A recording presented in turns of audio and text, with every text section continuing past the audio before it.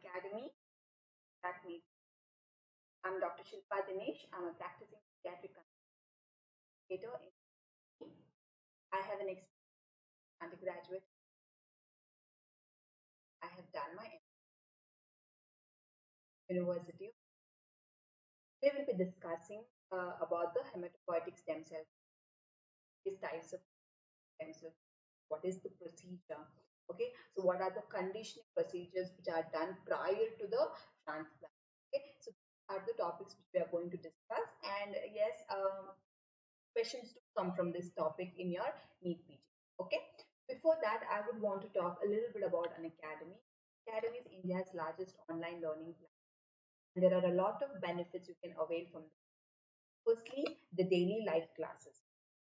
Okay, so there are various educators in this platform and they have daily classes. You can attend your favorite educator's class, engage in discussion, ask your doubts, and these doubts will be immediately answered in the live chat. Next, coming to the structured course. So what does that mean? So whenever you're preparing, good approach.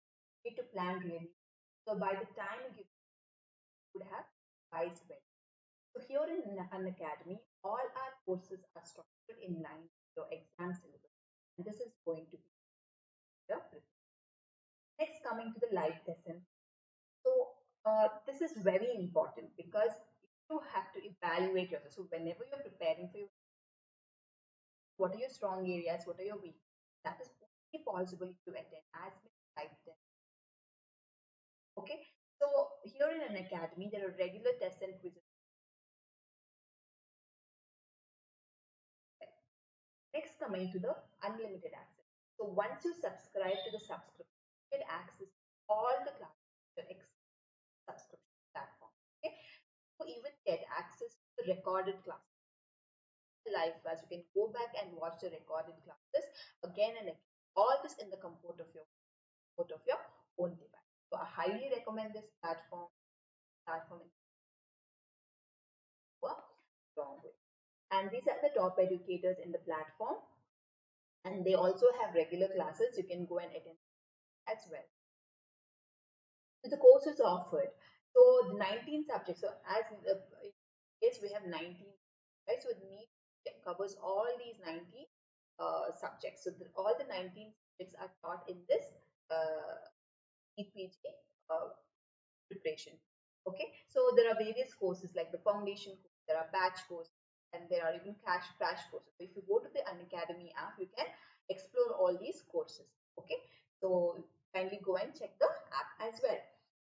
Now coming to the NEET PG subscription package. So this is the NEET subscription package. As you can see, the NEET PG subscription package varies from 1 month to 2. I would suggest the 1 year or the 2 subscription, so that becomes very reasonable. And see, the 1 month subscription per month will be 5,000. When it comes to 1 year or 2 year, the 1 year per month will be 2,008, and the year becomes 1,000. Okay, so once we're giving a NEET PG, the 6 months should suffice. Okay? 6 month subscription costs you 20,000 and for 10% you get a 10% discount, and it will come up to 18,000. Right? And for the final year students, the third year students, and the ones who are in their internship, for them the 1 year or the 2 year subscription is very, very reasonable. First of all, yeah, there is time for you all to give your NEET. Also, you don't have that much time to, sit in front of the classes every time because you have your own classes, you have clinics, you have a hospital duty, right? That is why the 1 year or the 2 year subscription is very useful and becomes very economical. Well, so the 1 year subscription costs you 25,000, and using my card 10, you get a 10% discount, come up to 22,500. Year subscription costs you 30,000, and using my card 10, you get 10% discount to 27,000. So I highly recommend this platform, and this is very reasonable also. Okay, so kindly give a try. Okay, so now coming to today's topic, that is the hematopoietic stem cell transplant. I know this is a very dry topic and most of you will not study otherwise. Just give a mind to this class. This is going to be a short class, and yeah, once this is done, I'll again go back and revise it. Okay, so this is a very important procedure. It's a life-saving procedure in malignant condition. Okay, it is a life-saving for many malignant and non-malignant conditions. You should know that.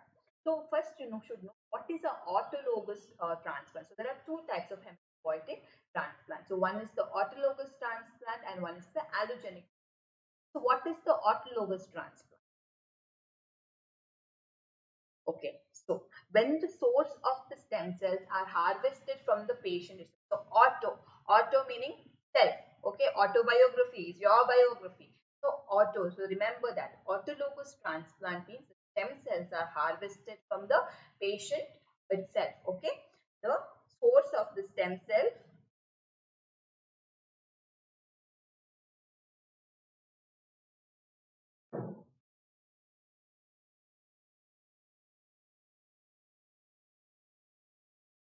cell is harvested from the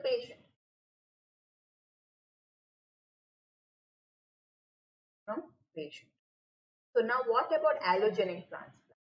So allogenic transplant is when the stem cells are harvested from a HLA matching sibling or an unrelated person. Okay, so it should be HLA matched. Okay, histocompatibility antigen should be matched. So HLA matched. Okay, the source of stem cell. The stem cells are collected from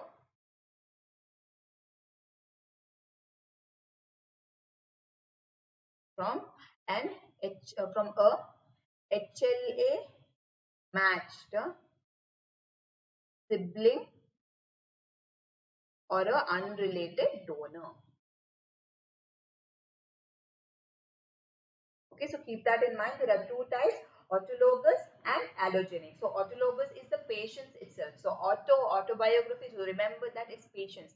Allogenic is from a HLA match. So always for a stem cell transplantation, if you're taking it from another donor, then it should be HLA match. So either a HLA match sibling, okay, because that has the best compatibility. When you have other donors, the best matching is the siblings, HLA match sibling or an unrelated donor. Okay, fine. So now tell me various indications for malignant and non-malignant. So basically indications for hematopoietic stem cell transplant should be something blood related, okay, or certain malignancies. So what are the malignant disorders which come under the indication for hematopoietic stem cell transplant? So you all know, so one is the acute myeloid leukemia,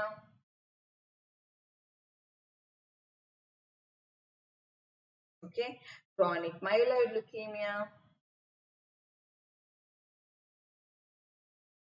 all the leukemias.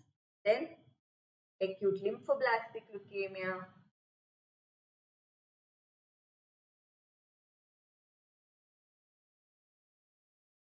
next there is the lymphomas. Yes, very good Ganesh, ALL, AML, yes. There are lymphomas, non-Hodgkin's and Hodgkin's lymphomas, right? Hodgkin and non-Hodgkin. Then the neuroblastoma, Ewing sarcoma,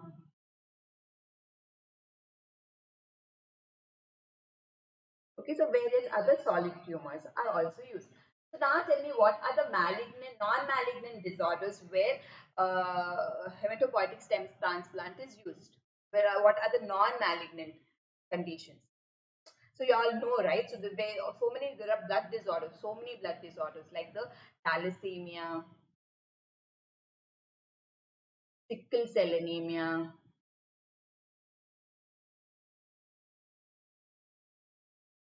there is Fanconi anemia, so there are various aplastic anemias.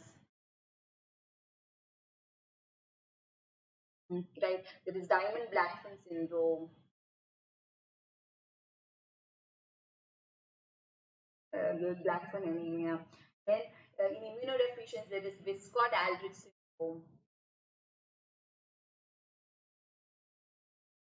syndrome, syndrome. Then there is Shediac-Higashi syndrome.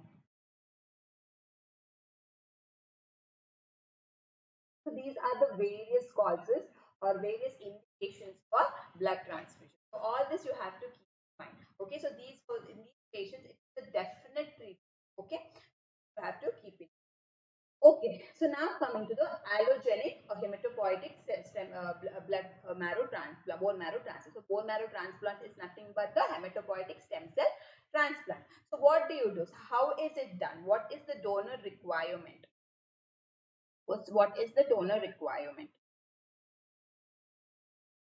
So first of all, it should be a, yes, mucopolysaccharidosis also, Ganesh, very good. Okay, so next coming to the donor requirement. So in the donor requirement, the main thing is it should be a HLA matched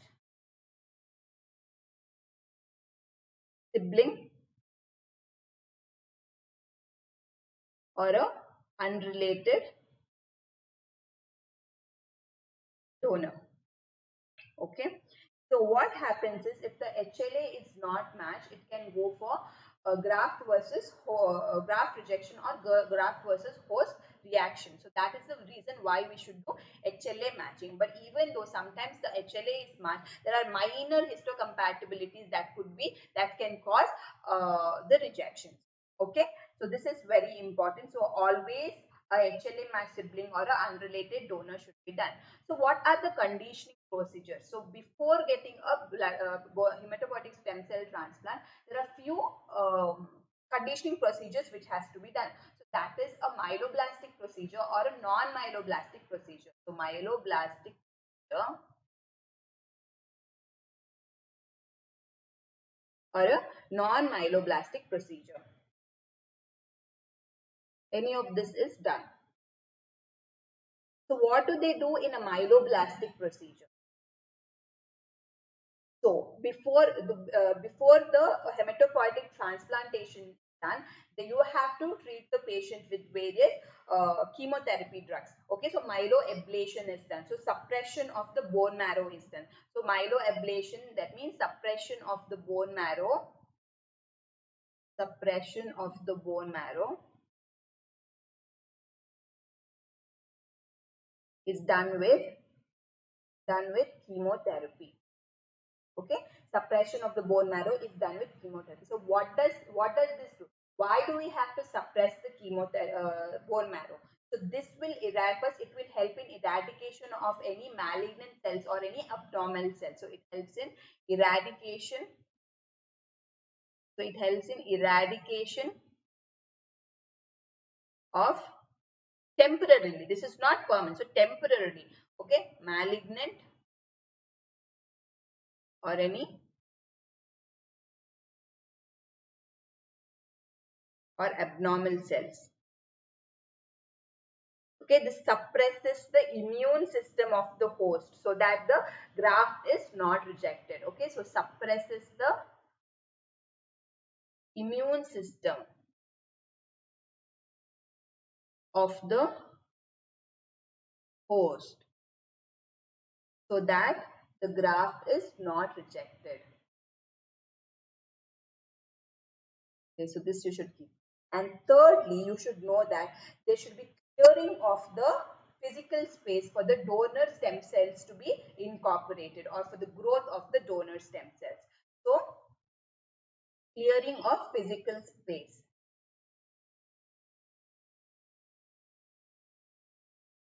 Okay, clearing of physical space to accommodate the growth of donor stem cells. Okay, so this is about the myeloblastic procedure. So what is myeloablative? Sorry, myeloablative. Myeloablative.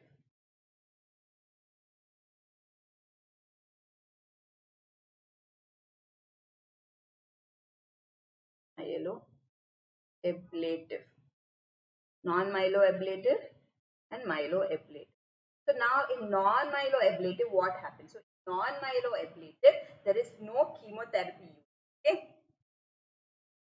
So here they suppress the immunity of the recipient, but they do not destroy the recipient's bone marrow. Over here, there the bone marrow also is the recipient's bone marrow is also destroyed. Over here, there is immunosuppression happening. Immunity is suppressed, but no destruction of the marrow.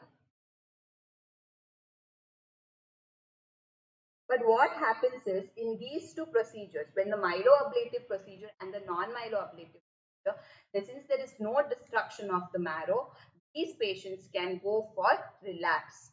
So there can be relapse if a conditioning procedure is done by a non-myeloablative procedure. Okay, so there only immunosuppression is done, but there is no destruction of the marrow. Okay, there is no destruction of the malignant or the abnormal cells. Okay, so what is the procedure? So how is it done? So if the bone marrow is involved, so you have to do repeated extraction of the bone marrow stem cells from the posterior iliac crest. Okay, so from the posterior iliac crest, there is repeated aspiration which is done. Okay, repeated aspiration of the marrow in the posterior iliac crest. Remember, in the posterior iliac crest. Okay, so nowadays also the stem cells are derived from the peripheral blood as well. So the peripheral blood procedure I will tell in the next slides. So now we are talking about how the bone marrow aspiration. So now there are two types. The stem cells are harvested from the bone marrow. Now a new procedure has come where the stem cell is harvested from the peripheral blood as well. Okay, so right now we are talking about the bone marrow. So there is repeated aspiration of the marrow from the posterior iliac crest. Okay, so how do you say? So what happens? This marrow is transferred to a bag which has a coagulant. Bag having having a anticoagulant.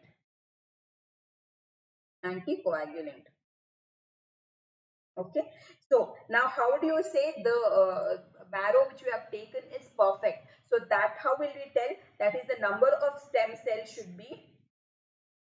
The stem cell should be, that is CD34 plus, should be at least 3 times 10 to the power 6 per kg weight of the recipient. Okay, so the CD34 plus, that is the stem cell, should be 3 into 10 to the power 6 per kg weight of the recipient. So that time you say if you have taken enough amount of stem cell. Okay, and now this stem cells which are taken out have to be transfused. Okay, this is transfused to the patient to the vein. Okay, to the vein, transfused to vein. Okay, and then this goes to this stem cells reach the marrow of the recipient, and we treat the marrow of recipient. Okay, so now the process where the stem cells go to the marrow of the recipient is called as engraftment. Okay, it is called as engraftment. So basically that should be when you get a blood test, it should reflect in the blood. So this engraftment is called successful when the neutrophil count reaches 500. The count reaches 500 per millimeter cube in 3 successive days. Okay, so when do you say it is successful? Successful when the neutrophil count shows 500 millimeter cube, 500 per millimeter cube. The count is 500 millimeter cube every 3 successive days. So after now one thing you should remember is after the transplantation, for the complete engraftment to occur, it takes at least 1 to 2 weeks. So the patient doesn't have the immunity of his own, if his or her own. So that is why at this period of time, the patient should be monitored very in a very clean, in an aseptic room. Okay, in an intensive monitoring should be done. So this patient should be kept in an isolated room. Okay, so the engraftment engraftment takes 1 to 2 engraft takes 1 to 2 weeks, and that is why this patient should be in a protective isolation. Okay, so that this patient doesn't come across any infection, because there is no immunity. If there is any infection in this period of time, there is no immunity to fight the infection, and the transplant might end up being a failure. So the patient should be kept in a protective isolation. Okay, isolation. And this patient should, the venous axis in this patient should be a long term, there should be a long term, the central axis, or the catheter which has a multi-lumen catheter should be used. Okay, so that again and again pricking becomes difficult in these. Okay, so a good venous axis should be there in these patients. So transfuse blood, we should transfuse stem cells, we have to transfuse medications in these patients. So a good venous access should be there in this patient. Okay, so these patients are highly uh, prone to develop infections. So what infections? So they have high chance of going for bacterial and fungal infections.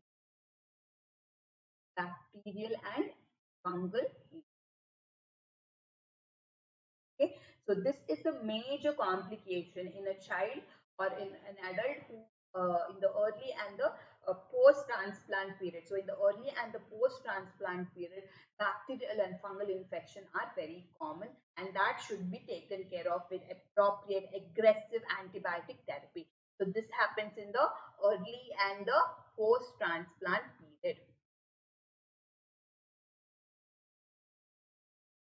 Okay, in the later part, the viral infections become more, the chance of having viral infections become more. Viral infections are in the later period.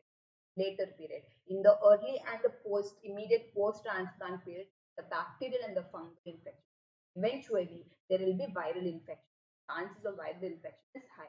So that infections are more commonly with cytomegaloviral infection, herpes simplex virus, or varicella zoster are the common viral infections which affect the patients who have undergone a hematopoietic stem cell transplant. So you should remember this. Next, about the bacterial infection. So the bacterial infection, especially the encapsulated bacteria, affects the patients who have low immunity, especially we always say the patients who go for splenectomy and all that. So that is why again the patient develops an infection with the encapsulated bacteria. It is generally between 2 to 6 months post transplant. Okay, so that is why you have to have a very a serious or a stringent monitoring in these, because they can have high chance of infection, and these patients have to be appropriate aggressive therapy with antibiotics. Okay, next coming to blood components. Okay, so what happens is these patients might require multiple blood transfers. So I have told you the engraftment period is around 2 weeks. So that time there will be pancytopenia. In this period, they might require blood transfusion or platelet transfusions. Okay, so during the period of pancytopenia, these patients will need blood transfusions and platelet transfusion. Okay, so yeah. And especially another very important thing is the patient's immunity is decreased, right? And when you transfuse blood from other donors, what happens? There can be a reaction. There could be a graft versus host reaction. So that is why the blood in these patients have to be irradiated. Okay, so the blood during this should be irradiated. Blood should be irradiated before transfusion in order to inactivate the donor's lymphocytes. So to inactivate the donor's lymphocytes. Donor's lymphocytes. Okay. So during this period of pancytopenia, patient will require blood transfusion. But you have to give a blood which is irradiated in order to inactivate the donor's lymphocytes. Otherwise, what will happen? There can be a graft versus host reaction in this patient. because the immunity of the patient is low, it can't even fight. Okay, so that can increase the reaction. Okay. Okay, another very important thing is colony stimulating GCSF. So they'll have neutropenia, right? So granulocyte colony stimulating factor is given in order to improve the neutrophil count, So neutrophils are very important to boost the immunity, right? So to improve the immunity, neutrophil count, GCSF is given. Okay, so keep that in mind. So now, what is the how do you say failure of engraftment? What is failure of engraftment? So the donors, the donors marrow hasn't become integrated with the recipients. So that time it is the failure of engraftment. So failure of engraftment can be because there is a graft dysfunction. So the graft was not effective for the recipient, or if there is the body, the recipient has rejected the graft. So it could be graft dysfunction or graft rejection. Graft dysfunction or graft rejection. So remember that. So what are the causes? So now what did I say? The donors marrow cells or the stem cells have not been able to integrate completely the recipient. So what can it be? Could be because the stem cell dose was not enough. So reasons be, or the causes or reasons could be because insufficient stem cell dose. So I have told you the C34 plus should be into 10 to the power 6 per kg of the recipient. So that much should be there. So if the dose is not enough, the stem cell dose is not enough, that can lead to a failure of engraftment. Okay, so insufficient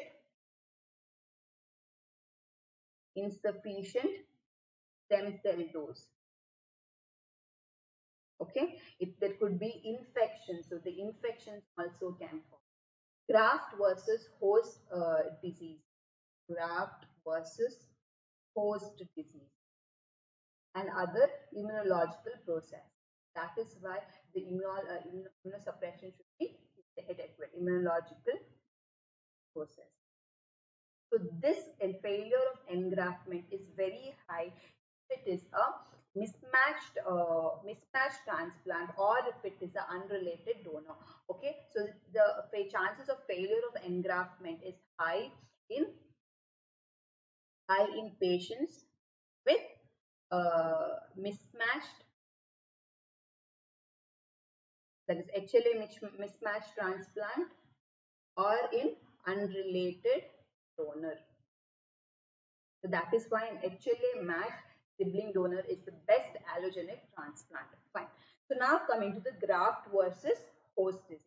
So in the graft versus host disease, there are two types.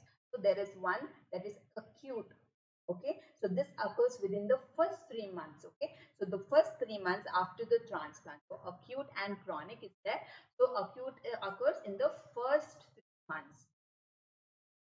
First 3 months post transplant. Okay, and there are three tissues which are involved. So generally the tissues which are involved are the skin, the gut, and the liver. So remember the three tissues which are involved for the graft versus host disease: the skin, okay, skin, gut, and the liver. So now the grading is done based on the extent of skin involvement, based on the extent of jaundice, and based on the extent of diarrhea. Okay, so based on this, the severity of the reaction is, or the disease is taken. So extent of skin involvement form is given as PVHD. So remember that. Okay. So in the chronic, what happens? So basically, this acute phase of graft versus host disease might go into chronic or a de novo. So the patient would have been normal in the beginning. Suddenly, the patient will develop a graft versus host disease. It could be a de novo development of a graft versus host disease, or an acute graft versus host disease converting to a de novo. So there could be, it could be followed by acute, or it could be de novo. Okay, so now this graft versus host disease clinically will represent like an autoimmune disorder. So it could represent like a scleroderma, it could represent like Sicker complex, it could represent like sclerosing bronchiolitis, or it could represent like a hepatic dysfunction. So basically you should know that graft versus host disease clinically behave like a autoimmune disorder. Okay, and if there is graft versus host disease, the mortality rate, so the mortality is between 20 to 40%. Mortality is between 20 to 40%, and the therapy is with immunosuppressants. Treatment is with immuno. Okay, so immunosuppressants are given for graft versus host disease. So you should remember so much. The very important in for both failure of engraftment occurs, when does it occur, and graft versus host disease, when does it occur, in what is the time gap, chronic, what is the time gap, what are the tissues involved, and how does it behave like an autoimmune disease, and what is the mortality. These things have to be known.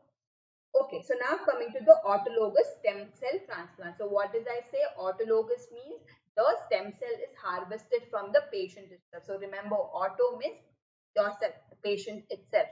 Okay, so the procedure is similar.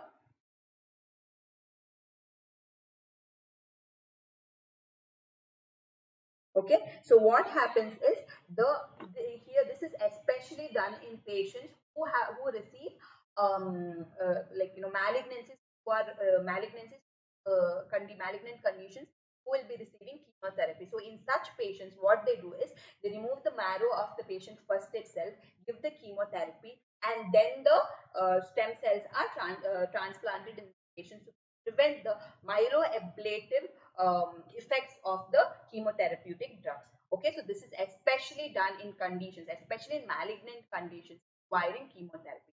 So in such cases, the marrow of the patient is removed, the chemotherapy is given, following which the marrow is stem cell is transplanted, so that the myeloablative effect of the chemotherapy drugs are avoided. So let's say, okay, so here, so this is used to rescue the patient, okay, from the myelotoxic effect of the chemotherapy. So especially this is indicated in malignancies indication.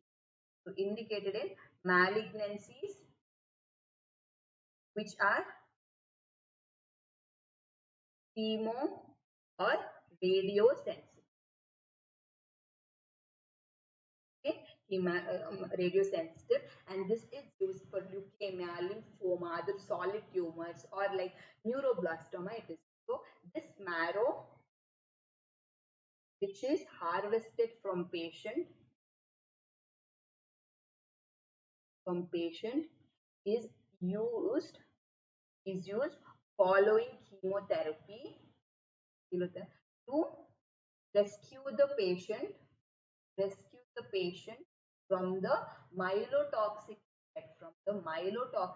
effect effects of the chemotherapy drugs. Okay, so this is the main thing. Okay, so even the peripheral stem cell transplant is done. Okay, so even that is very useful. But the problem with the peripheral stem cell transplant is the engraftment will take longer than the bone marrow stem cells. Engraftment will take more longer. Okay.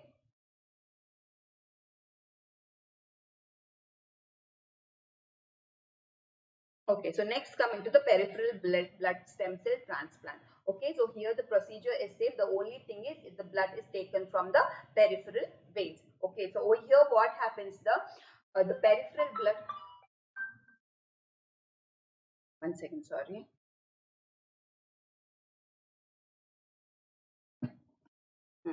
The peripheral blood, okay, so the peripheral blood contains 0.1% of stem cells. Okay, so now only point stem cells. So what should you do here? You have to stimulate the stem cells. The stimulation of the stem cell is done by the colony stimulating factor. Okay, so the colony stimulating factors are given. So before the harvesting, colony stimulating factors are given. Yes. Okay, so especially the GCSF. So in allogenic transplants, so in allogenic, that is some other donor. So in allogenic transplants, the GCSF is given for 4 to 5 days. Okay, and then once the circulating stem cells increase, then the stem cells are harvested. So the procedure is called as apheresis. Okay, the procedure is called as apheresis. Over here, the stem cell is harvested without affecting the volume of the donor's body. Okay, so without affecting the patient's donor's without affecting the donor's volume in the body, the stem cells are harvested. So that is called as apheresis. Okay. So the very good important thing is here the only problem is the engraftment is slow when compared to the bone marrow. Engraftment is slow, but the graft versus host disease is very rare with a peripheral blood stem cell transplant. Okay, so the graft versus host disease is very rare. Okay, and once the engraftment occurs, the rejection is very unlikely. The peripheral blood stem cell transplant, the only problem is the engraftment is slow, but once the engraftment occurs, the rejection is very late. Okay, so apheresis, I told you, so apheresis means so that the stem cells are harvested from the recipient. Okay, so when you transplant, when you basically harvest, there could be change in the volume, right? So without changing in the volume, if the patient's blood and the plasma, you harvest the stem cells. So that is called as apheresis. Okay, fine. So now coming to the cord blood stem cell transplant. So this you should know. This is an upcoming topic, right? So over here, what the baby's newborn stem cells are preserved, right? So this its stem cells are preserved, and it will help for allogenic transplantation in the future. But the main limitation is the stem cells or the nucleated cells are very less compared to the bone marrow. Okay. So the problem with this is decreased number of nucleated cells or the stem cells, okay, compared to bone marrow. And once this cord blood is used for transplantation, the engraftment is also slow. So engraftment for a cord blood stem cell takes a month for 1 month for neutrophils. Okay, 1 month for neutrophils, and more than 50 days for platelet engraftment. More than 50 days for platelet engraftment. So this is a very long time. Okay, and as a result, the chances of non-engraftment or the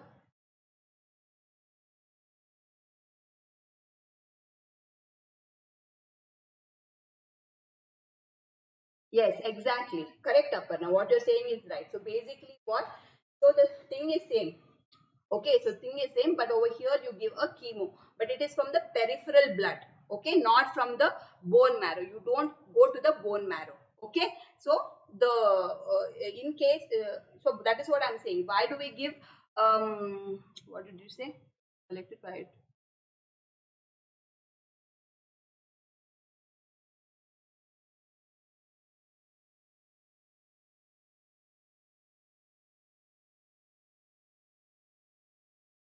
So you and me are in the same line, right, Aparna?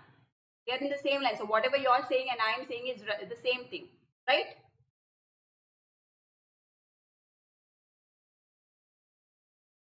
So did you understand? I will come back again. So again, I'll revise. So we'll finish this. So the platelet engraftment will take more than 50 days, and the chances of non-engraftment, chances of non-engraftment is high with cord blood stem cell transplant, and also this leads to high mortality and morbidity. Okay, so the main advantage of this is the graft versus host disease, or the severity of the graft versus host disease is less. Otherwise the mortality is high because the engraftment might not even occur. Okay, so this is what you should know. Okay, so we have come to the end.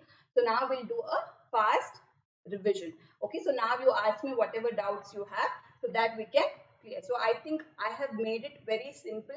So this much you should know. Okay, so what are the, how is graft versus host disease happening? What is engraftment? And what is autologous transplant? What is allogenic transplant? What is peripheral blood stem cell transplant? What is cord blood stem cell transplant? Which has a better what is it, engraftment, which has a higher graft versus host disease. So all that you should know. Okay, so fine. So now we'll again do a quick revision.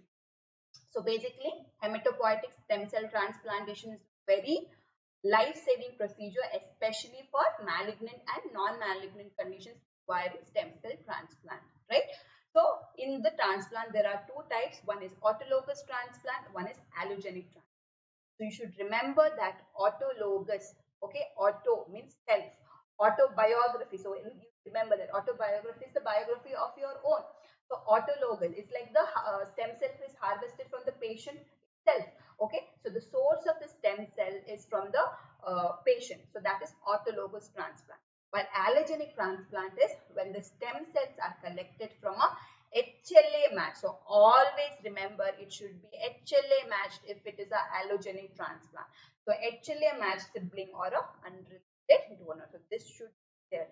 Every time you should keep in mind HLA match should be the word whenever the transplant for bone marrow or stem cell is being done. So there are various indications. So there are malignant indication, malignant causes and non-malignant causes. So malignant causes, most of the tumors are there. So the acute myeloid leukemia, acute chronic myeloid leukemia, acute lymphoblastic leukemia, lymphomas, Hodgkin lymphomas, non-Hodgkin lymphoma, neuroblastoma, living sarcoma, various solid tumors.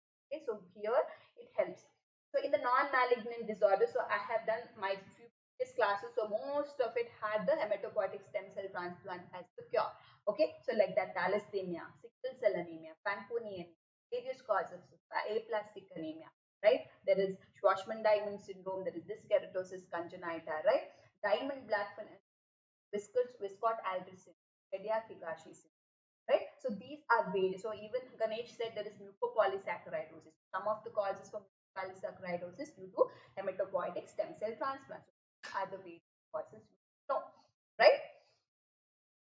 Next, now coming to the allogenic. So allogenic is what? From a HLA match sibling or a unrelated donor. So always a donor requirement should be HLA match. But sometimes even if there is HLA matching happening, there are minor compatibility abnormalities which can lead to various graft versus host diseases. Right? So before going to a transplantation, what should the recipient undergo? So the recipient should undergo certain conditions, though it can be a myeloablative procedure or it could be a non-myeloablative. So myeloablative procedure is done by suppressing the bone marrow with the chemotherapy. Okay, so why the suppression should be done? So that first you eradicate all the malignant or the abnormal cells. Okay, suppress the immune system of the host so that once the graft is given, it is not rejected by the patient. That is why the immune system is reduced. Next, you should clear the peripheral physical space, clearing the physical space for the growth of the donor cells in the recipient. That is the reason you do this conditioning therapy. But there is something called as non-myeloablative procedure. So here the immunity is suppressed, but the bone marrow is not destroyed. Okay, but in such cases, the relapse is very high. So in myeloablative, so most of the time we go for myeloablative procedure. Now coming to the procedure. So in the bone marrow aspiration, what do they do? In the posterior iliac crest. So remember the posterior iliac crest. In the posterior iliac crest, what happens? You do the repeated aspiration of the marrow. Okay, and whatever the marrow is collected into a bag which has an anticoagulant. Okay, you have to see that it doesn't clot, so an anticoagulant will be there, and the marrow is aspirated and collected in that bag. So when do you say the aspiration or collection of stem cells is perfect? So when the stem cell, that is the CD34 plus, is at least 10 to the power 6 per kg weight of the recipient. So when you collect that much, okay, then it is enough. Okay, you should collect that much of stem cells. So now this is transfused to the vein of the recipient. Okay, so this stem cell is transfused to the vein of the recipient, and this reaches the marrow of the recipient, and then the engraftment occurs. So basically, donor cells are integrating with the recipient cells. So this engraftment is successful. When do you say successful? When the neutrophil count becomes at least 500 per millimeter cube on successive days, the neutrophil count will become 500. Then you can see the engraftment is successful. So another thing you should know is, once the donor's stem cells are transfused to the recipient, the blood group of the recipient will change to the donors. That you should remember, I forgot to tell. So the blood group of the recipient will change to the donors once the engraftment is completed. The blood group will change to the donors, to the donors blood group once engraftment is complete. Okay, so this you should, right? Next. Okay, so once the transplant is done, this patient is kept in a protective isolation, because this engraftment, one graftment patient is highly susceptible to infections. Okay, there could be pancytopenia, all that. So supportive care should be first thing. Patient should be in a protective isolation. Secondly, you have to give a very good venous access. Okay, a deep cannula should be access, so that the stem cells are transplanted, so the medication is transplanted, blood transfusion is given. A multiple there should be multiple lumen, so multiple lumen catheter should, that is very important. Next, the infection. So in the early and the post-transplant period, patient is highly prone to develop bacterial and fungal infection. Okay, in the later part, they are highly chance of developing, especially the CMV, HSV, or the varicella zoster. Okay, next, somewhere around 3 months after transplant, they're highly, what is it? Highly they have a chance of developing infection with encapsulated bacteria. We all know what are the encapsulated bacteria. The B, there is pneumococcal, there is meningococcal. So these are the encapsulated bacteria which can affect patients.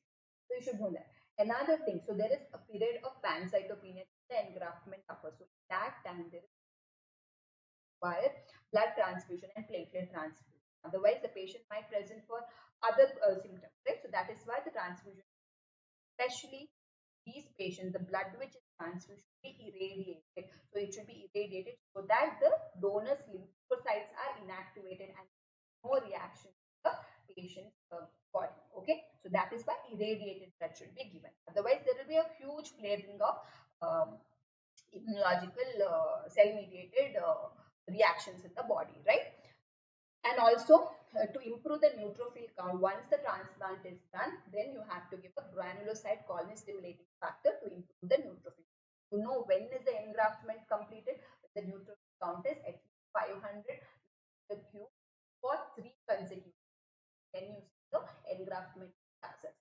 Next, when you say the failure, there is failure of engraftment. One, there could be graft dysfunction or there could be graft rejection. Okay, so there could be, so there could be, this could occur when there is insufficient stem cell dose. So dosing of the amount of stem cell harvested from the patient is not enough. So insufficient stem cell dose, or there is infections, or if there's a graft versus post disease, or if there is a immunological, so that time there is failure of engraftment. And this failure of engraftment is high in patients, have HLA mismatched or in unrelated donors. This failure of engraftment is more there. Next coming to the graft versus host disease. You know, graft versus host disease, there are two types. There is acute and there is chronic. So acute occurs in the first 3 months post transplant. So this very important is that are involved, that is in the gut, then there is the liver. So how do you assess the graft versus host? That is based on the extent of the skin involvement, extent of the jaundice, or extent of diarrhea involved. So based on that, you can tell the severity of the graft versus host disease. While what is chronic? So if the acute continues for more than 3 months, so that can lead to chronic graft versus, or sometimes this chronic graft versus host disease can develop on its own. Okay, so another thing you should know about graft versus host disease is this will present clinically like a autoimmune, like a scleroderma, like Shilpa syndrome. Okay, it will present like with hepatic dysfunction. So it presents like an autoimmune, and patients with graft versus host disease have a mortality of between 20 to 40%. So that is suffering.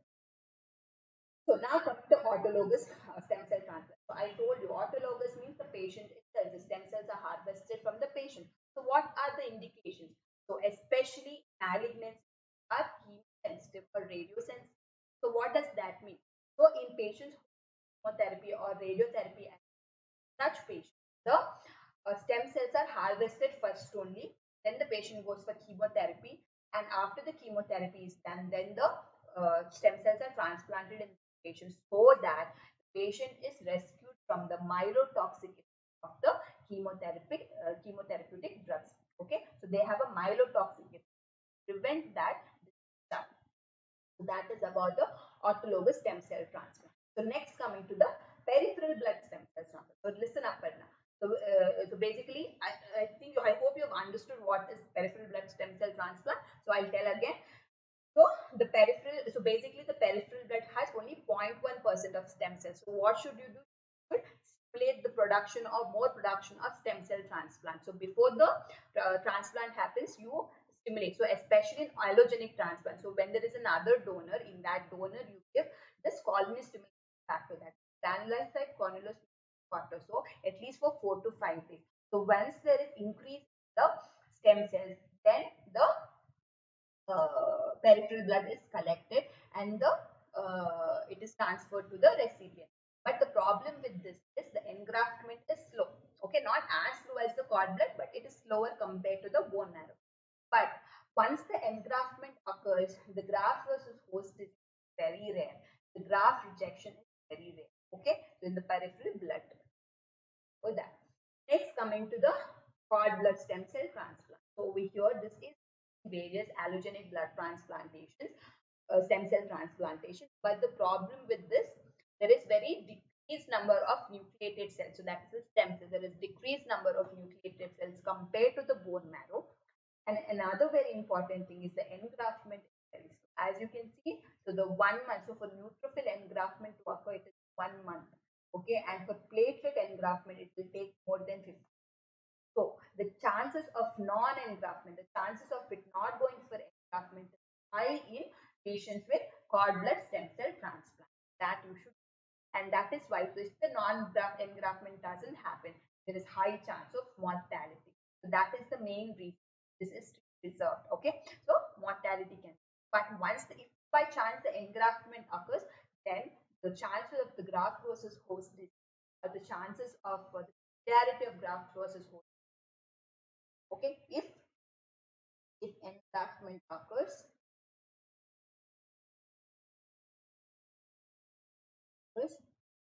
the graft versus host disease or severity of graft versus is very much. Okay, so this you have to keep it. Fine. So we have discussed today in detail with hematopoietic stem cell transplant. So do you all have any doubts? Do you all have any doubts?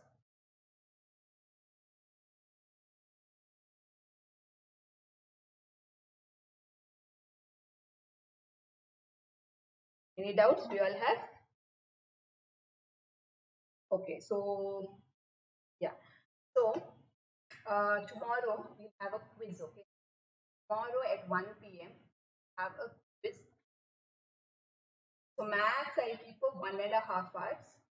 So if I still have questions post 1.5 hours, I will continue the quiz on Friday or Thursday. So I will tell tomorrow, because basically tomorrow, that is Wednesday, I have already scheduled for a class on Thursday at 1 p.m. polycythemia. So polycythemia. After that, on Friday there is another quiz. Like, that is the plan. So if I do not finish all the blood disorders tomorrow, then along with polycythemia, I can have add the other anemia questions also. Okay, so that will be on Friday. So there are two. One is tomorrow on Wednesday and one on Friday. So there are two quiz which are going. Okay, so I'll have lots of questions because there are so many topics involved. So there is a lot of questions.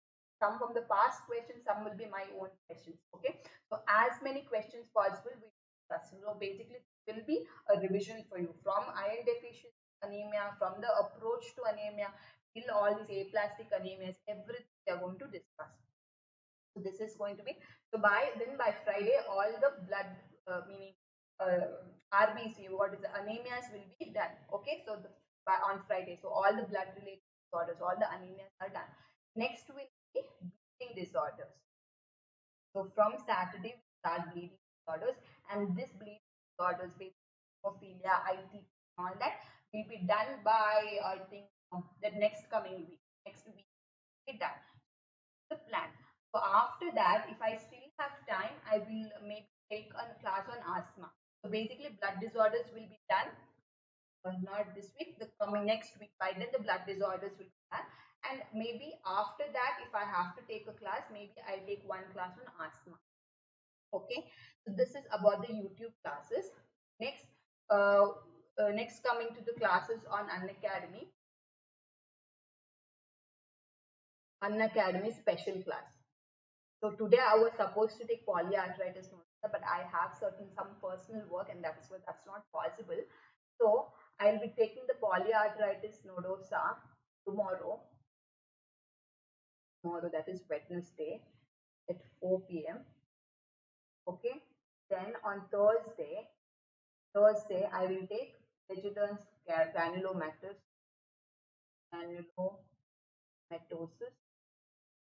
So I will publish the class at least.